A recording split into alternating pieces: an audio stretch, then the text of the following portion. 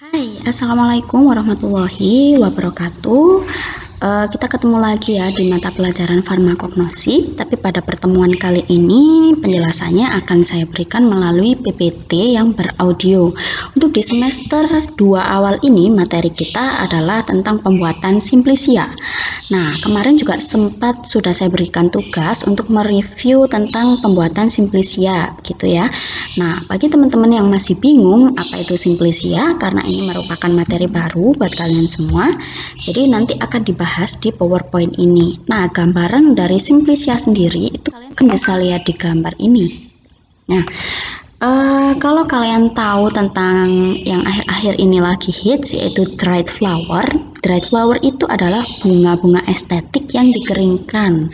Tujuannya nanti untuk pajangan-pajangan gitu. Nah, sementara simplisia sendiri ini merupakan tanaman obat yang dikeringkan di bagian tertentunya. Ya, misal di sini di gambar yang atas ini contohnya adalah simplisia temulawak ya. Kemudian yang di bawah ini ada berbagai macam jenis simplisia ya. Jadi enggak semua tanaman itu langsung dikeringkan seluruhnya utuh, enggak, tapi diambil bagian tertentunya. Nah, kenapa? Nanti akan kita bahas di slide selanjutnya ya. Kalau kalian lihat di gambar ini itu ada berbagai macam jenis bentuk simplisia, mulai dari rimpang ya, ini tuh jahe, kencur, kemudian dari fruktus itu buah ya. Nah, yang saya tunjuk ini adalah contoh simplisia dari cabai Jawa. Kemudian yang sebelahnya ini kapulaga. Kemudian yang sebelahnya ini simplisia daun, yaitu abrivalium. Kemudian ada kulit, ya Cinnamomum cortex, bahkan sampai Myristica semen atau pala atau golongan biji-bijian. Oke, selanjutnya kita masuk di definisi simplisia. Nah, apa sih itu simplisia? Kalau kalian kemarin sudah mengerjakan tugas, mungkin udah nyantol ya dikit-dikit, karena kan ada ya di tugasnya. Baik, saya bahas ulang bahwa simplisia adalah bahan alamiah atau bahan alam yang digunakan sebagai obat dan dia itu belum mengalami pengolahan apapun kecuali hanya pengeringan saja. Ya, di sini dikatakan belum mengalami pengolahan apapun, itu maksudnya belum dimasak, belum diekstrak, atau belum mengalami proses pembuatan menjadi sediaan obat. Ya, jadi simplisia ini pure tanaman asli ya, pure bahan alam asli yang hanya dikeringkan saja ya. Intinya simplisia itu bahan alam atau tanaman obat yang dikeringkan seperti itu. Selanjutnya ada jenis-jenis simplisia.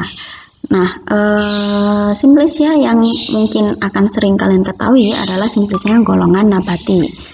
Ya, jadi jenis simplisia ini ada 3. Simplisia nabati, dia berasal dari tanaman. Kemudian simplisia hewani, dia berasal dari hewan. Ya, bisa dari hewan utuh atau bagian hewan. Dan simplisia mineral. Simplisia mineral ini berasal dari mineral atau minyak bumi biasanya.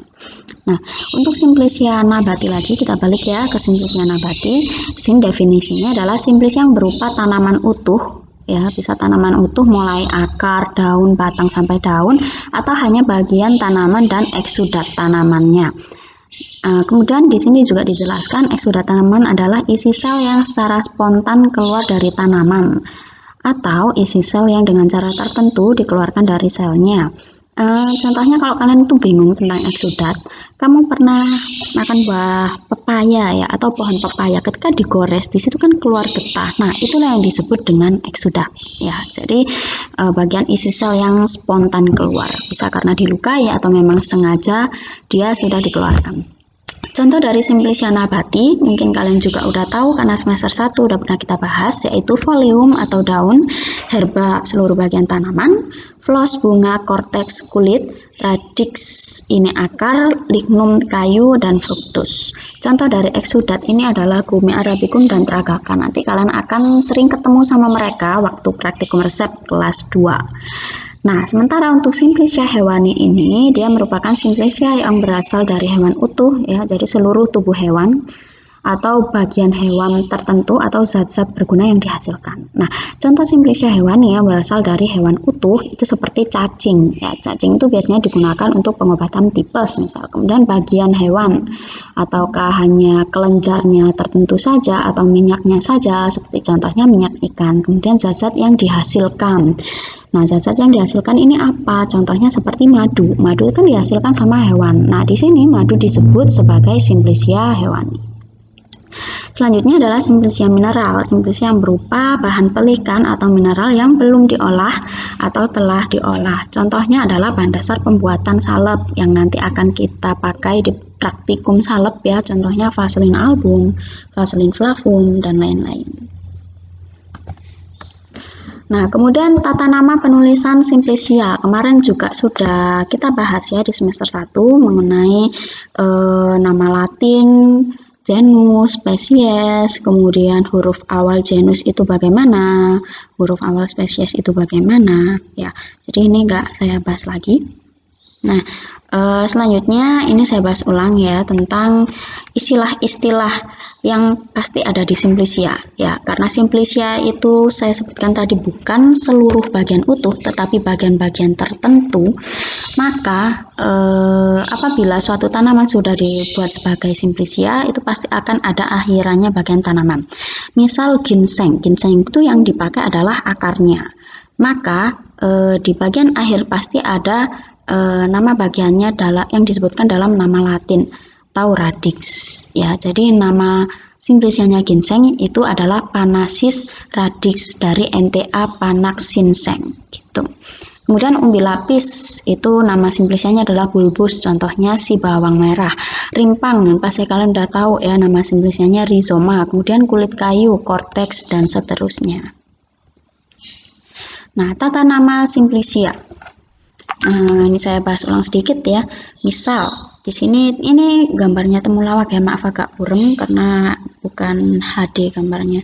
Nama Latin ini saya menjelaskan tentang cara penulisan simplisianya. Misal di sini ada gambar temulawak. Temulawak ini memiliki nama Latin Curcuma santoriza. Temulawak itu bagiannya apa sih yang digunakan? Ternyata bukan daunnya, bukan batangnya, melainkan adalah bagian rimpangnya. Ya, jadi temulawak dibuat simplisia tapi yang digunakan adalah bagian rimpangnya, sehingga nama simplisianya adalah Curcuma rhizoma, di mana curcuma ini adalah nama Latin dari temulawak dan rhizoma ini adalah bagian yang digunakan. Oke. Nah, biar gak bingung kita bahas simplisia yang kedua. Ini adalah contoh dari kulit kina. Kulit kina ini memiliki nama Latin Cinchona succiruba. Nah, kulit kina, tanaman kina ini yang digunakan apanya? Akarnya kah, daunnya, pohonnya, bunganya, atau apanya? Ternyata si kulit kina ini bagian yang digunakan hanyalah kulit kayu. Sementara kulit kayu tadi nama Latinnya adalah cortex. Nah, karena si kina tadi itu yang digunakan adalah bagian kulit kayunya, sehingga nama simplisianya adalah kine cortex atau biasa disebut dengan Cinchona cortex, di mana kine ini adalah nama Latin dari kulit kina dan cortex ini adalah nama Latin dari kulit kayu. Oke, lagi. Kemudian di sini adalah contoh dari gambar kayu secang. Nah, kira-kira nama simplisianya apa ya? Jadi kita tengok dulu ke nama Latin. Ternyata si sapan ini, si kayu secang ini memiliki nama Latin Caesalpinia sapan. Dan kayu secang ini bagian yang digunakan adalah bagian kayunya, sehingga nama simplisianya adalah sapan lignum, di mana sapan ini adalah nama Latinnya dan lignum adalah bagian kayunya. Oke, ini lanjut aja ya biar nggak terlalu banyak, nanti kalian pelajari sendiri. Nah, selanjutnya kita masuk di cara pembuatan simplisia.